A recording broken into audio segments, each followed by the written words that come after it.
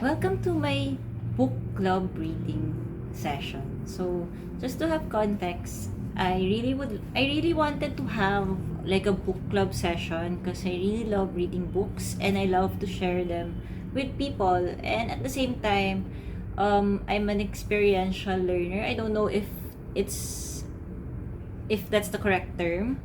I learn through experience and I like to read with a companion. So, but of course, not all the time that happens. So, what I'm doing right now is forming my own book club wherein I'm reading my entry. And so the book that I'm gonna read is a book called Fragile Things, Short Fictions and Wonder by Neil Gaiman.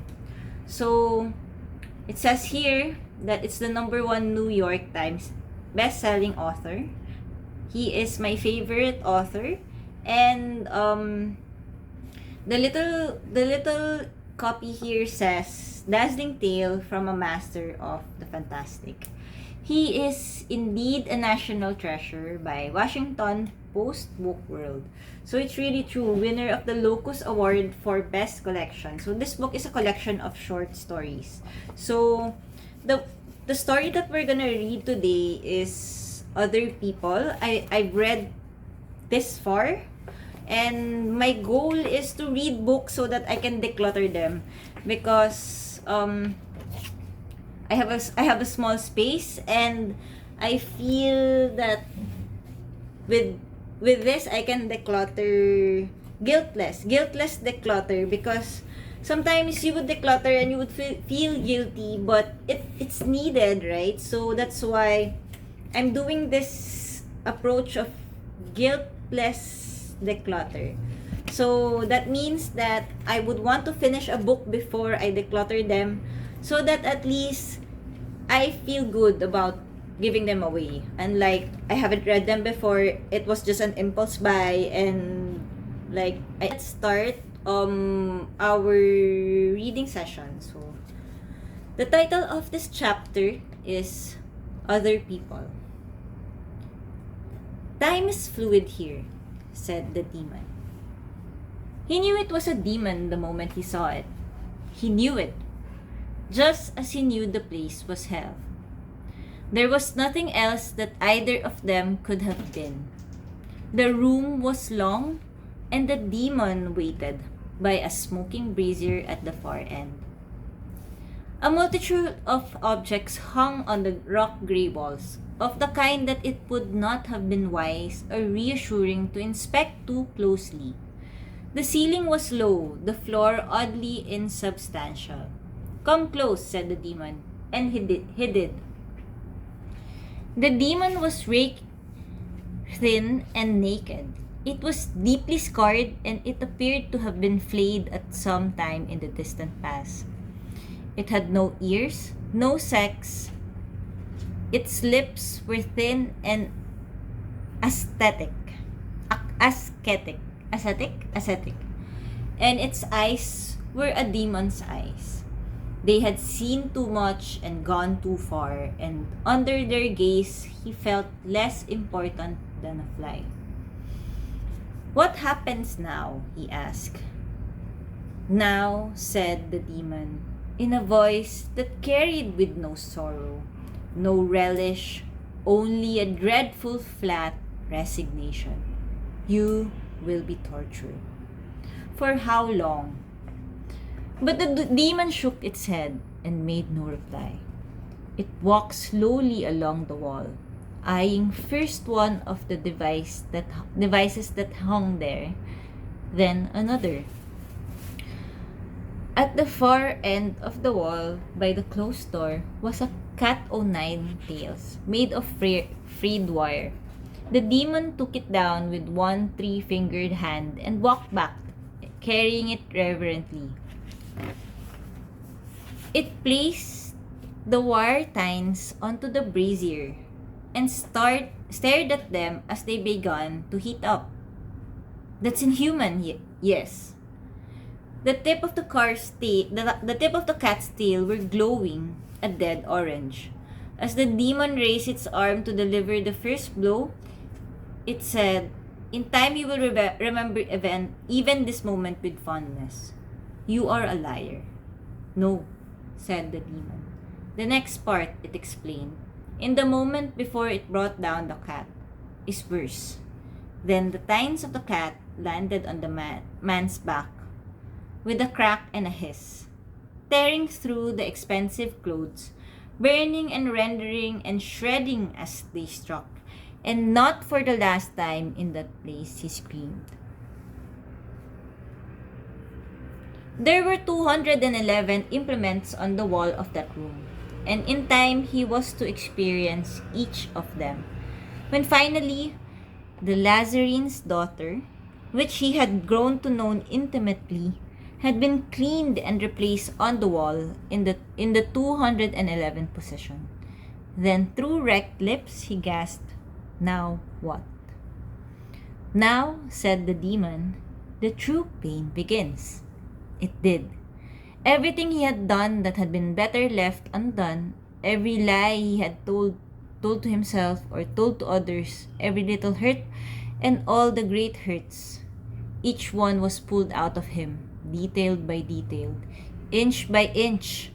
The demon stripped away the cover of forgetfulness, stripped everything down to truth, and it hurt more than anything. "Tell me what you thought as she walked out the door," said the demon. "I thought my heart was broken." "No," said the demon, without hate. "You didn't." It stared at him with expressionless eyes, and he was forced to look away. "I thought, now she'll never know I've been sleeping with her sister." The demon took apart his life, moment by moment, instant to awful instant. It lasted 100 years, perhaps 1,000.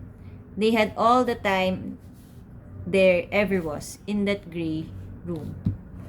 And towards the end, he realized that the demon had been right. The physical torture had been kinder, and it ended. And once it had ended, it began again. There was a self-knowledge there he had not had the first time, which somehow made everything worse. Now, as he spoke, he hated himself. There was no lies, no evasions, no room for anything except the pain and the anger. He spoke and no longer wept. When he finished 1,000 years later, he prayed that now the demon would go to the wall and bring down the skinning knife or the choke pear or the screws. "Again," said the demon. He began to scream. He screamed for a long time. "Again," said the demon.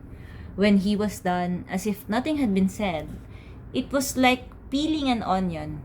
This time, through his life, he learned about consequences.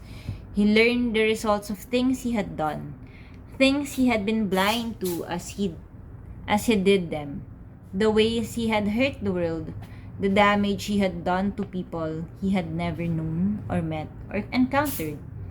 It was the hardest lesson yet. Again, said the demon, 1,000 years later. He crouched on the floor beside the brazier, rocking gently, his eyes closed, and he told the story of his life, re-experiencing it as he told it, from birth to death, changing nothing, leaving nothing out, facing everything. He opened his heart.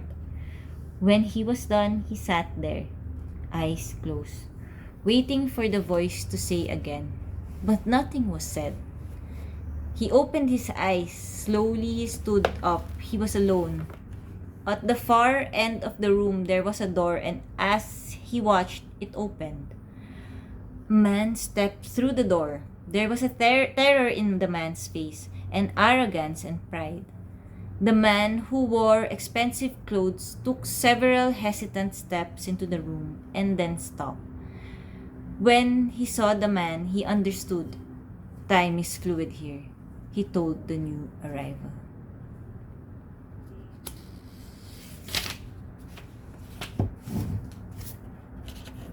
Ganda ba yun? Is that a good story? Was that a good story, guys?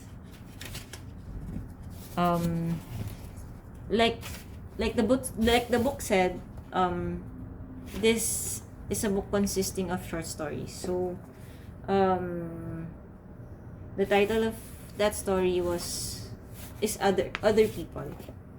So I really like that experience. I really like the plot twist at the end that, like, for me it felt like a roller coaster. Like you're going onto a ride, and you're expecting to be scared because it's a roller coaster, and it forces you to go to this scary ride, and you have no choice because you're there, right? So it's kind of like that. And the thought of it not ending, like accepting that it's not gonna end, and accepting that that is your faith, and then it ended, and then he understood, was for me the roller the plot twist of that journey. Like it was a sense of relief. There was a sense of relief even though it was a long time, like knowing that there was an end. Like you have served your sentence no matter how long it was, and it had ended. You survived it. So that for me was a good story, and how it was written was really good. So I really enjoyed that. So if you like more stories, stay tuned or buy Neil Gaiman's book. Like I did, I bought this on our bookstore, and I buy his book. I love his work, and I love to share it with people, especially in book clubs. So I hope you guys enjoyed that, and stay tuned for another book club session. Let's finish this book together if you are interested, little by little, right? So it doesn't need to be forced. There's a lot of stories to explore, and see you around. Have a great day, evening, or 2022.